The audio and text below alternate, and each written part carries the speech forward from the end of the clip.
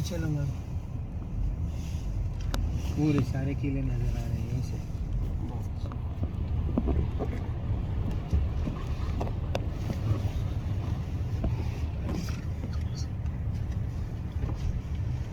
आ रहे हो सामने? बिल्कुल विंडो में से निकाल स्टार्ट है, थोड़ा सा जूम करके ले लिया। ये खैबर के मुख्तलिफ़ किलों का ये मंज़र है, देखिए अलग अलग किले।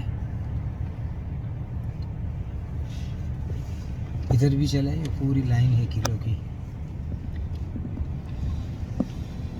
बाएं हाथ की तरफ भी देखिए। आज भी इतनी सदियां गुजरने के बाद भी ये किलों के आसार मौजूद है, तो उस ज़माने में तो ये कितने मजबूत और मुस्तहकम होंगे, अंदाज़ा लगाइए। फिर उसके आगे सहाबा के अज़ाइम सोचिए कि उन्होंने किस कदर हिकमत और तदबीर से इसको फ़तह किया होगा। शीशा उतार दीजिए थोड़ा सा।